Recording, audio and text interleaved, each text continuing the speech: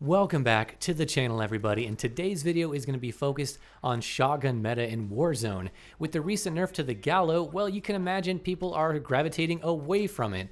Yeah, it's still a okay, decent shotgun, but you have to be so much more close.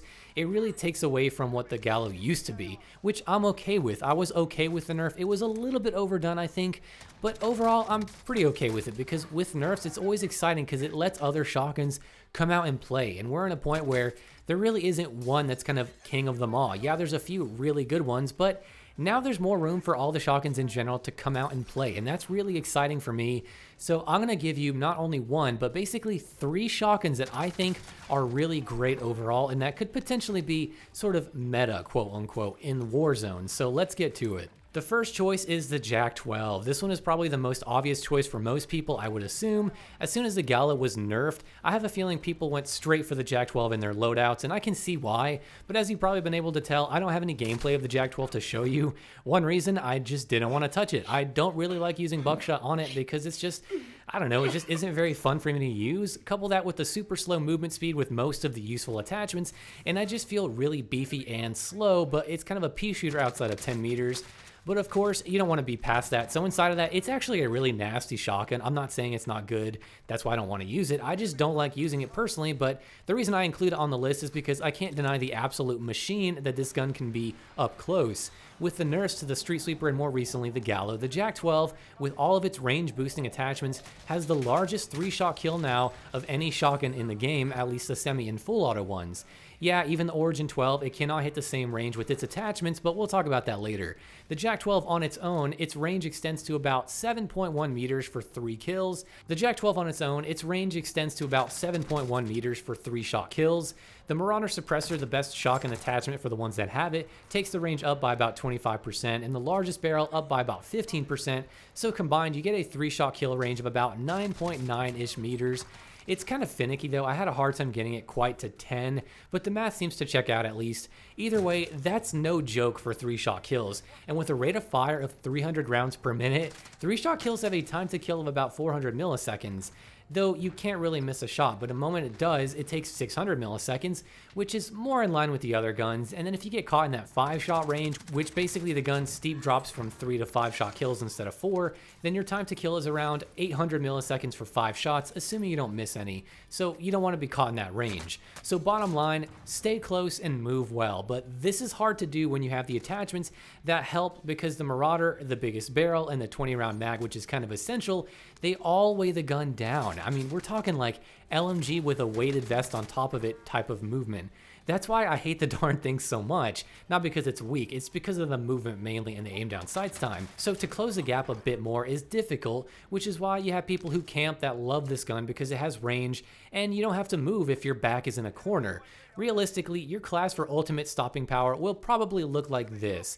The Marauder for more range, the Influx barrel for even more range but no movement penalty, the 20-round mag, 5mm laser, and either stipple grip or another attachment of your choice. For a more daring and fun class with a little bit more damage, you can throw on Dragon's Breath instead, which only has 8 rounds, which makes sleight of hand essential, the Marauder again, sleight of hand like I said, the 5mm laser, and maybe stipple grip or again another attachment that you might prefer. Next up, another gun we all saw coming, the Origin 12. The Origin 12 is a gun most similar to the Gallo's former self, but with the benefit of a magazine. Oh my god, it's amazing.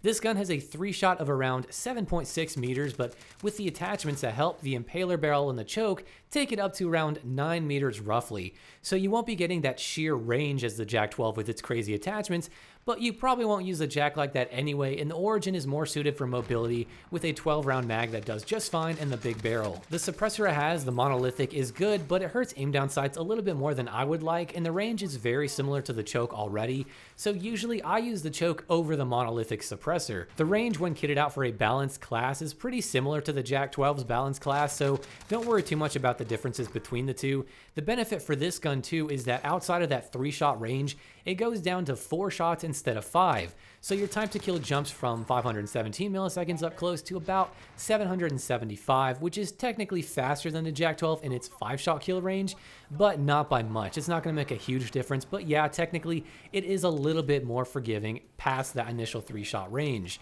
Overall, the Origin is now in a super good spot, and I really recommend going for this in your Gallo loadouts now instead.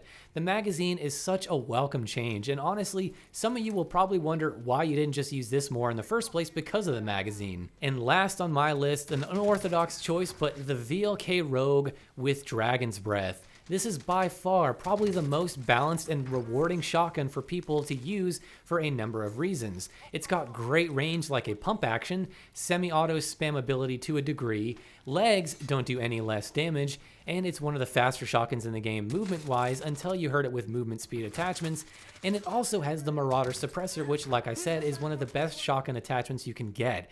So it's got a lot of great stuff going for it. With Dragon's Breath, it's really the key here. It basically buffs your 2-shot range, and you can get 2 shots up to around 9 meters. I mean, 9 meters, that's really good. With a heavy-hitting shotgun with spread, that's really awesome. And if you miss a shot, just shoot another. It's got that really fast fire rate, so it's really awesome, and it's such a blessing compared to the 680 slow rechamber time.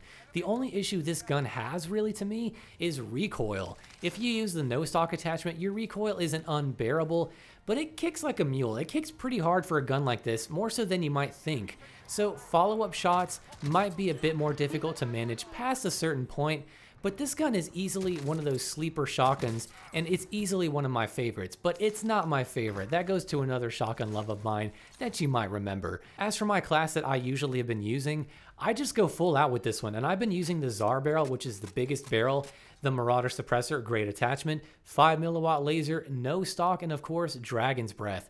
Now you can switch out that Tsar barrel for the Warlord barrel if you feel like you're a bit too slow, and you won't get as much range, but you'll still be insane and extremely lethal. The range difference isn't that much. It's a little bit noticeable, but in all honesty, you can use the Warlord and get away with it pretty well. I have a feeling this gun may start to populate servers a lot more than before with the recent shotgun nerf, and honestly, I'm kind of scared that people are going to catch on to it too much, and then it's going to catch that nerf that you know how shotguns love to get.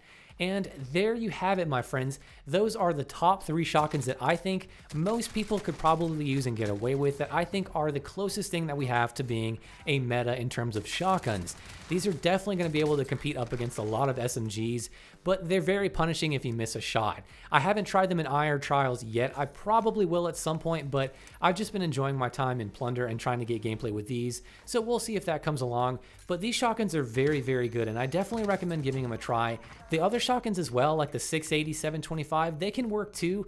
They're just going to take a little bit more work. These are the ones where they're most balanced in that you don't have to be a professional player to make them work like a Aiden was with the Hauer or anything like that, but you can kind of make these work. So let me know down below what you think of these shotgun picks. Would you switch any of these 3 for a different one I didn't mention?